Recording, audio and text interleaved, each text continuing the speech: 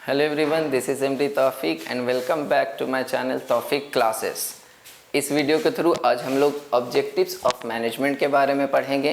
हम देखेंगे कि एक मैनेजमेंट का क्या टारगेट्स होता है, क्या ऑब्जेक्टिव्स होता है। ऑब्जेक्टिव्स का मतलब क्या होता है? ऑब्जेक्टिव्स का मतलब एक ऐसा टारगेट, एक ऐसा एंड पॉइंट जिसे अचीव करने के लिए सारे एक्टिविटीज़ को परफॉर्म किया जाता है। तो मैनेजमेंट जब किया जा रहा है तो मैनेजमेंट का भी कुछ ना कुछ ऑब्जेक्टिव्स होगा, कुछ ना कुछ टारगेट होगा। जैसे आपने मैनेजमेंट के फीचर्स में पढ़ा हो कि मैनेजमेंट एक गोल ओरिएंटेड प्रोसेस है, ये हमेशा किसी न किसी टारगेट को अचीव करने के लिए परफॉर्म किया जाता है।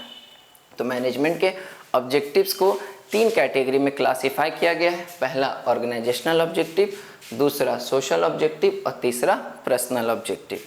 ऑर्गेनाइजेशनल ऑब्जेक्टिव का मतलब क्या? वैसे ऑब्जेक्टिव्स जो एक मैनेजमेंट अपने ऑर्गेनाइजेशनल डेवलपमेंट के लिए, अपने ऑर्गेनाइजेशन के बेनिफिट के लिए बनाता है, उसे ऑर्गेनाइजेशनल ऑब्जेक्टिव कहा जाता है।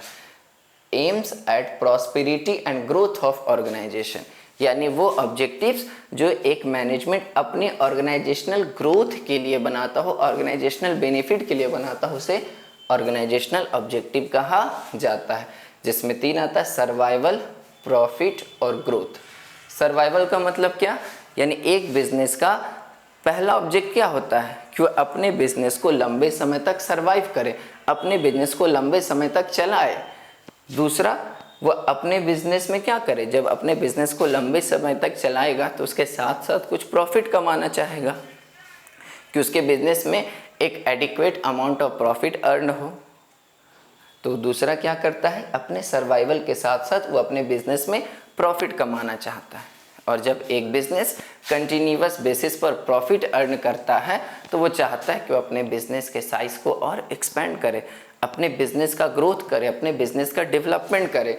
तो तीसरा क्या करता है, ग्रोथ, यानी एक बिजनेसमैन ये अपने ऑर्गेनाइजेशनल ग्रोथ करना चाहता है। तो एक बिजनेस का या एक मैनेजमेंट का 3 ऑर्गेनाइजेशनल ऑब्जेक्टिव होता है, सर्वाइवल, प्रॉफिट और ग्रोथ। सर्वाइवल का मतलब अपने बिजनेस को लंबे समय तक चलाना, दूसरा बिजनेस को चलाने के साथ साथ प्रॉफिट अर्न करना, और तीसरा अपने बिजनेस का रेगुलरली डेवलपमेंट करना।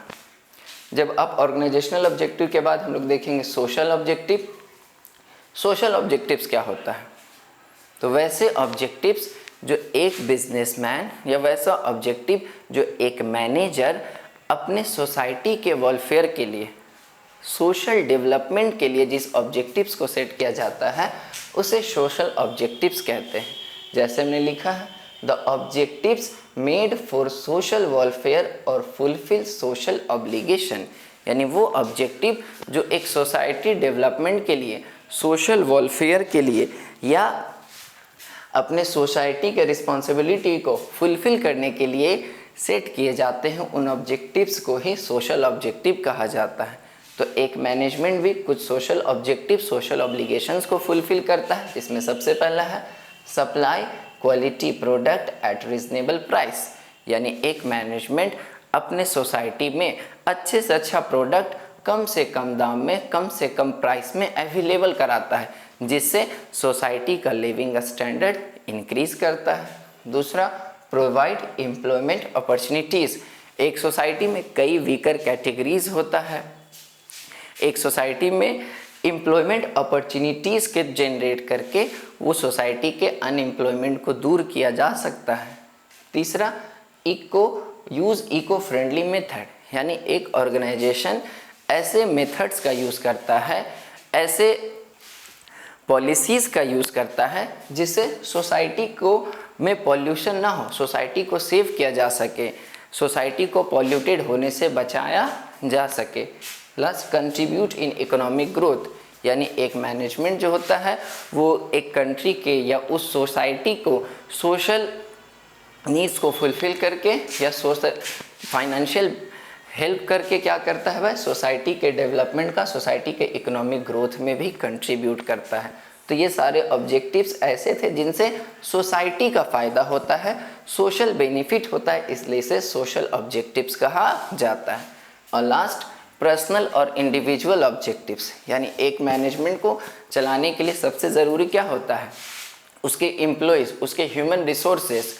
तो एक बिजनेस में अपने एम्प्लॉयज़ के बेनिफिट के लिए, एक मैनेजमेंट, एक ऑर्गेनाइजेशन में अपने इंडिविजुअल्स, अपने ह्यूमन रिसोर्सेज के बेनिफिट के लिए, उनके वेलफेयर के लिए जो ऑब्जेक्टिव सेट किए जाते हैं उन्हें पर्सनल ऑब्जेक्टिव कहा जाता है। जैसे determine for the benefit of employ और वेलफेयर ऑफ एम्प्लॉयज़, यानी एक ऑर्गेनाइजेशन के जितने एम्प्लॉयज़ हैं उन एम्प्लॉयज़ के बेनिफिट के लिए, उन एम्प्लॉयज़ के वेलफेयर के लिए जिन ऑब्जेक्टिव्स को, जिन टारगेट्स को सेट किया जाता है उन्हें पर्सनल और इंडिविजुअल ऑब्जेक्टिव्स कहा जाता है।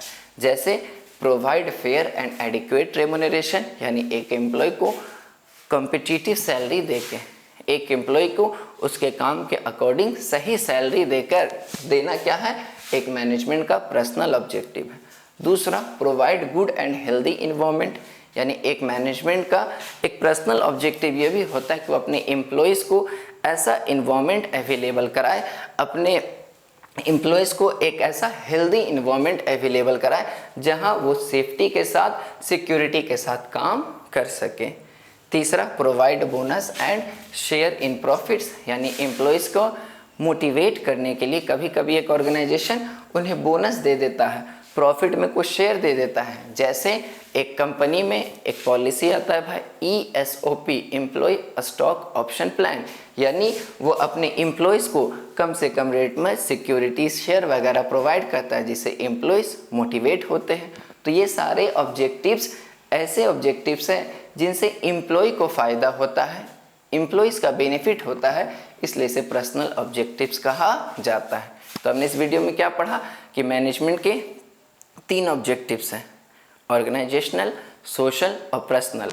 ऑर्गेनाइजेशनल ऑब्जेक्टिव वो जो ऑर्गेनाइजेशनल बेनिफिट्स के लिए सेट किया जाता हो, सोशल ऑब्जेक्टिव वो जो सोशल वेलफेयर के लिए बनाया जाता हो, और पर्सनल ऑब्जेक्टिव वो जो किसी एम्प्लॉय के बेनिफिट के लिए बनाया जाता है। आई होप आप इस वीडियो से ऑब्जेक्टिव्स ऑफ मैनेजमेंट को अच्छे से समझ पाए होंगे। अगर आप चाहें तो इसका स्क्रीनशॉट ले सकते हैं। मिलते हैं आपसे अगली वीडियो में।